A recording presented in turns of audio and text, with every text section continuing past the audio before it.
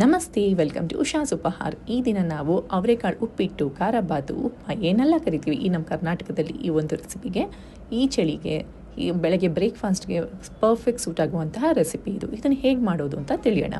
ಮೊದಲಿಗೆ onion, carrot,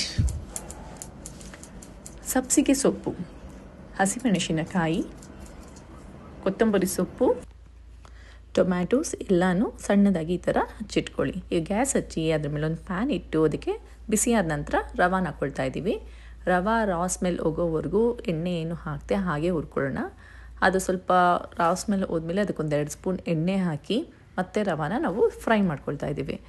ರವೆ fry ಆದಮೇಲೆ ಅದೊಂದು ಪ್ಲೇಟ್ಗೆ ಟ್ರಾನ್ಸ್ಫರ್ ಮಾಡ್ಕೊಳ್ಳೋಣ. ಮತ್ತು ಅದೇ ಪ್ಯಾನ್ ಇಟ್ಟು ಅದಕ್ಕೆ ಸ್ವಲ್ಪ ಎಣ್ಣೆ, ಸಾಸಿವೆ, ಕಡಲೆಬೇಳೆ, ಉದ್ದಿನಬೇಳೆ, ಫ್ರೆಶ್ ಆಗಿರುವಂತಹ ಕರಿಬೇವು ಇದೆಲ್ಲನೂ ಹಾಕಿದ್ದೀವಿ.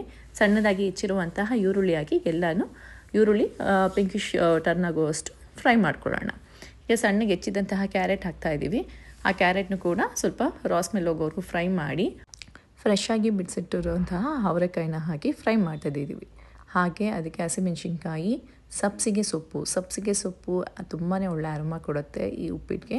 ಮಿಸ್ ಮಾಡ್ದಲ್ಲೇ ಇದನ್ನು ಯೂಸ್ ಮಾಡಿ ಅದನ್ನು ಸ್ವಲ್ಪ ರಾ ಸ್ಮೆಲ್ ಹೋಗೋವರೆಗೂ ಚೆನ್ನಾಗಿ ಫ್ರೈ ಮಾಡೋಣ. ಇದಕ್ಕೆ ಚಿಟಿಕೆ ಅರಿಶಿನ ಹಾಕಿದ ತಕ್ಷಣ ಟೊಮೆಟೊ ಹಾಕಿಬಿಡಿ, ಸ್ವಲ್ಪ ಫ್ರೈ ಮಾಡಿ, ಇಲ್ಲಾಂದರೆ ಅರಿಶಿನದ್ದು ಟಂಗಿಗೆ ಫೀಲ್ ಒಂಥರ ಆಗುತ್ತೆ. ಅದೆಲ್ಲ ಆದಮೇಲೆ 1 ಕಪ್ ರವೆಗೆ ನಾನು 2.25 ಕಪ್ಪಷ್ಟು ನೀರನ್ನ ಬಳಸಿದ್ದೀನಿ.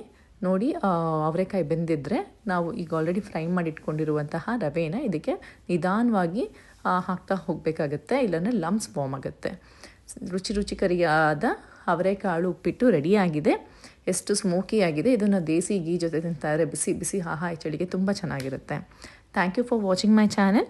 Please do subscribe to my channel. ಇದೇ ರೀತಿಯಾದ ಸೀಸನಲ್ ರೆಸಿಪಿಗೆ ನನ್ನ ಚಾನಲ್ನ ಫಾಲೋ ಮಾಡಿ. Thank you.